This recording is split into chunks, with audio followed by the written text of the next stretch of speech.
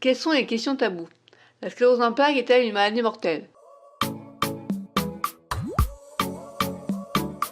Bienvenue.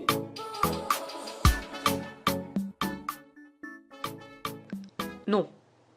Voilà, c'est bon. Allez vous coucher. Non, je plaisante. Je plaisante. Oui, bien sûr. Non, non, c'est toujours non. Mais ce que je veux dire, c'est que je vais pas juste vous dire non, c'est pas une maladie mortelle.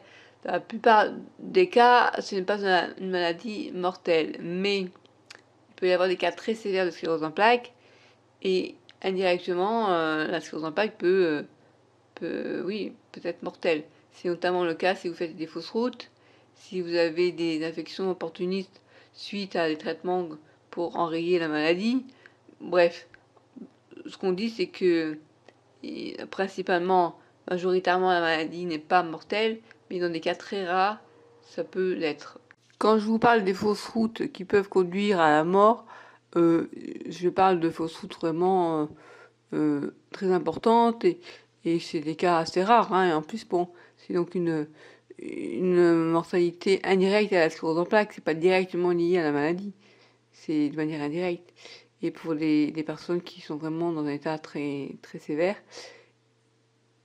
voilà, mais c'est un exemple comment dire, la maladie mortelle vraiment,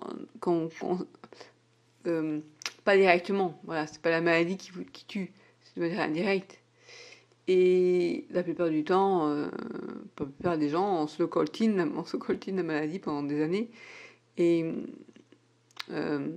c'est pas évident. C'est pas évident quand on a une forme très handicapante, je sais pas si on fait la liaison, très handicapante, bref.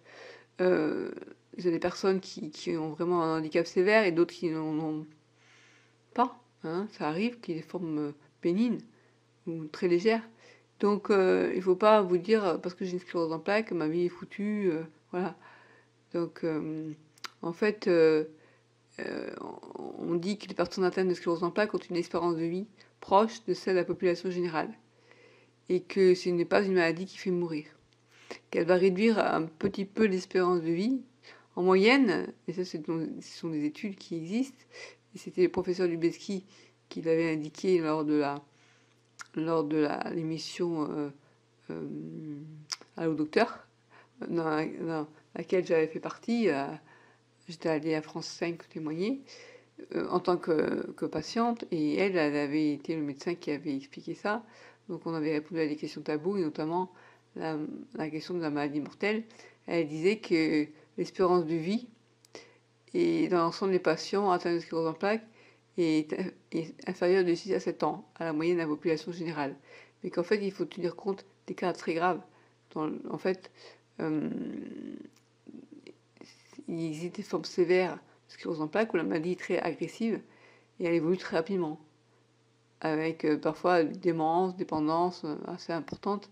Et ces patients-là auront donc une espérance de vie qui sera réduite, mais cela concerne une très très petite partie de la population qui est concernée.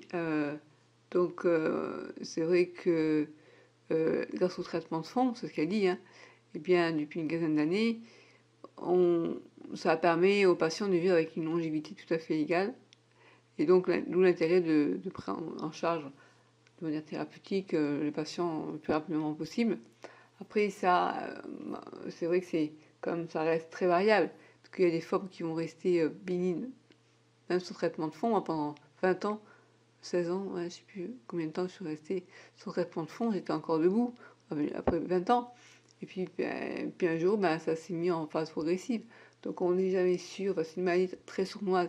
En tout cas, voilà, c'est pas une maladie mortelle, déclarée comme mortelle, mais il peut y avoir des cas assez graves où elle peut conduire à la mort de manière en général assez indirecte. Hein, voilà.